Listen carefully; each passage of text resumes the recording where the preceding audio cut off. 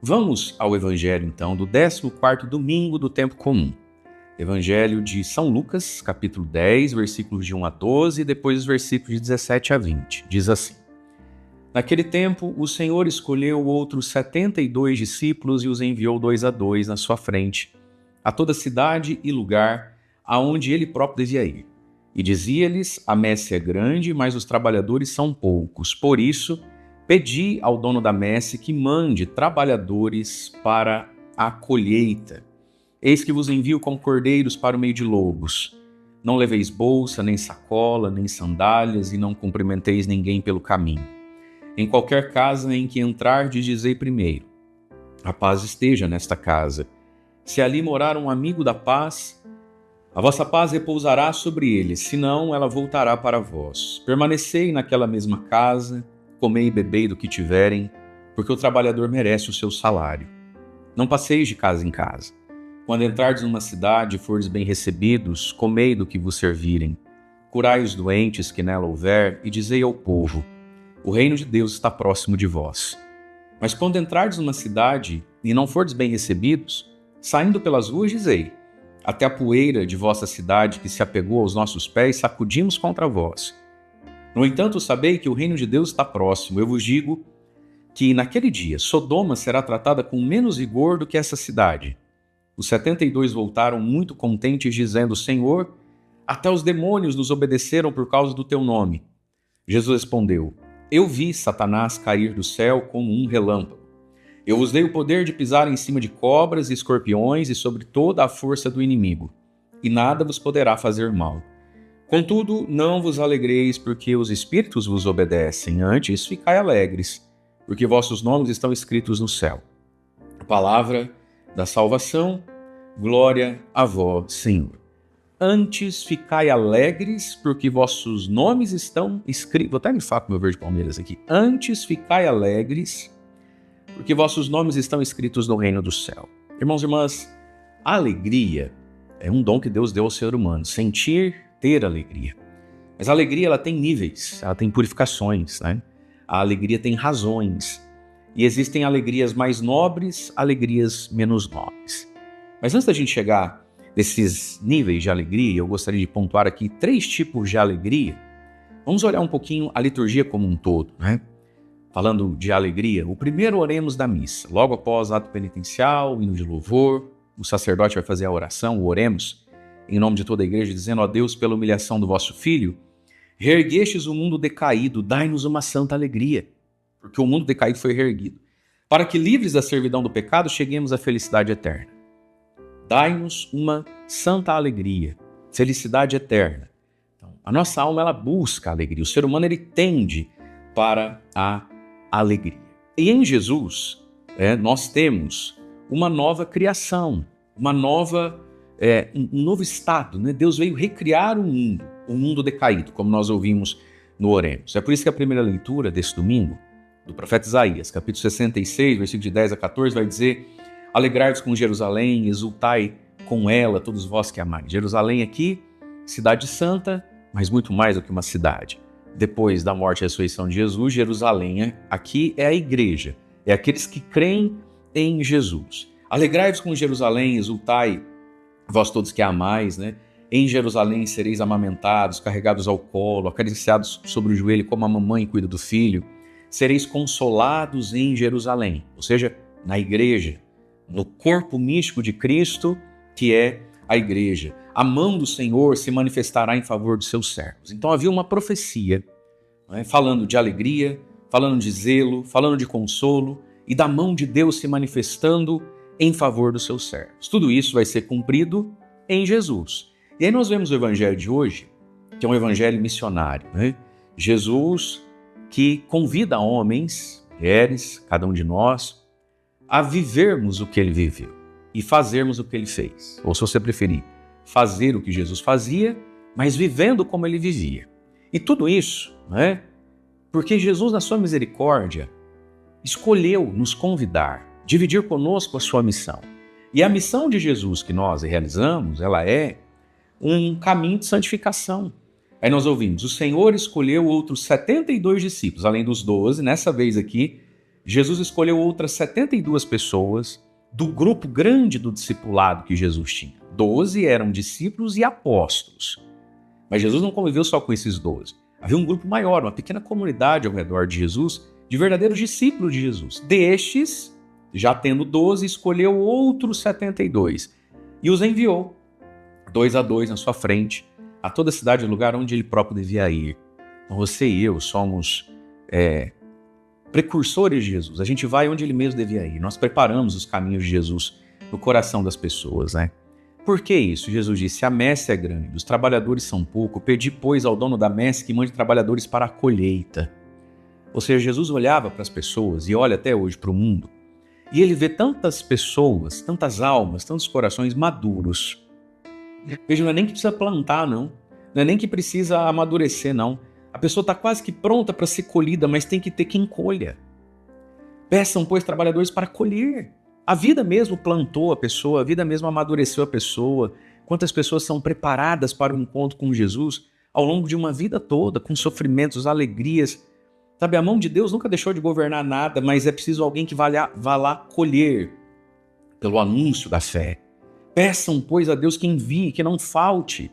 Mas veja, não só hoje, já lá. A messe é grande, trabalhadores, amigos, são poucos. E aí Jesus diz: vos envio como ovelhinhas no meio dos cordeiros. E aí Jesus vai dar todo um estilo de vida, que nós ouvimos no Evangelho, que faz com que os discípulos e cada um de nós façamos o que Jesus fez, mas possamos também viver como ele viveu. Porque o perigo é fazer o que Jesus fazia, mas não se tornar um outro Cristo. Eu faço coisas para Deus, mas eu não me santifico. Eu faço coisas para Deus, mas eu não melhoro. Eu faço coisas em nome de Jesus, faço para Jesus, mas o meu coração até agora ainda não se assemelhou ao coração de Jesus. Isso precisa acontecer em nós. Por isso Jesus disse como eles deveriam proceder, como eles deveriam viver uma vida confiando na providência, desapegado das coisas do mundo, sendo mensageiros da paz, né? E aí Jesus vai falar da rejeição, porque Jesus foi rejeitado. O discípulo, o enviado em nome dele, também vai experimentar a rejeição.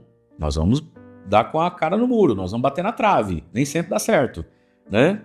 Jesus diz: se vocês forem rejeitados em algum lugar, sacode a poeira, vai para frente, no entanto, mas digam, no entanto sabei, o reino dos céus está próximo, Deus está perto, né? Com a sua misericórdia, Deus está perto com a sua justiça. Nós vamos prestar conta da nossa vida a Deus e vamos prestar conta do que fizemos com a palavra que nos foi anunciada.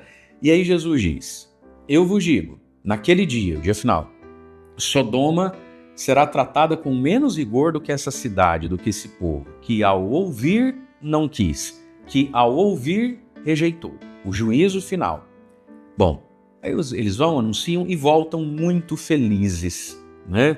Voltam com uma alegria imensa, dizendo: Senhor, até os demônios nos obedecem por causa do teu nome. Voltaram muito contentes, diz o Evangelho, né?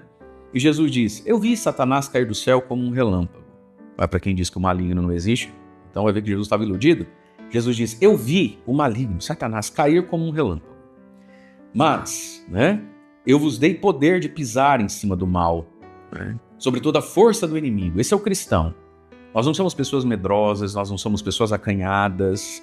O mundo está difícil, mas Jesus nos deu o poder de pisar sobre a força do inimigo. Nada vos poderá fazer mal. Agora olha esse versículo. Contudo, não vos alegreis porque os espíritos vos obedecem. Tem uma alegria maior. Antes, ficai alegres porque vossos nomes estão escritos no céu. Portanto, nós podemos conhecer 3 tipos de alegria, grosso modo. Primeiro, alegrias muito humanas.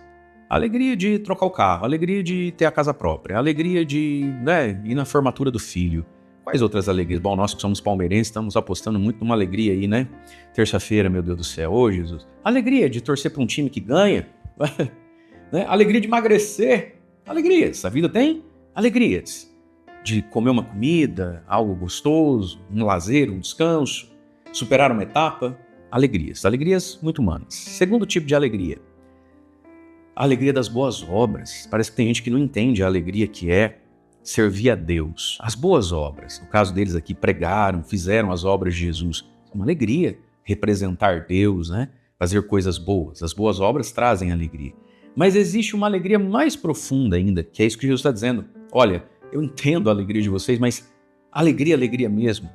Porque vai que essa alegria qualquer hora falha, vai que qualquer hora essas boas obras não dão frutos, enfim, vai que qualquer hora as alegrias do mundo te faltam. Antes ficai alegres, e essa alegria sustenta todas as outras alegrias, essa alegria nos faz alegre quando nos faltam as outras alegrias. Antes ficai alegres, porque vossos nomes estão escritos no céu. Essa é a nossa alegria. E o que é que nos dá essa terceira e mais profunda alegria? Saber, meu nome está escrito no céu. Então vamos lá. Pode ser que hoje estejam me faltando alegrias humanas. Eu não emagreci, eu engordei. Eu não tenho dinheiro para trocar o carro. Eu eduquei um filho e ele não se formou, ele não é um bom cidadão, ele não é um bom católico. Onde foi que eu errei, padre? Pode ser que essa alegria te falte. Pode ser que a alegria, até do apostolado, não esteja acontecendo. Perseguições, contrariedades, parece que a gente lança a semente da palavra, não dá resultado. Mas eu tenho uma alegria que me mantém alegre, na ausência de outras. Meu nome está escrito no céu, eu sou amigo de Jesus. Eu tenho Cristo em mim. Essa é a alegria maior que qualquer alegria. Essa é a alegria que compensa qualquer, vamos colocar assim, desalegria, né?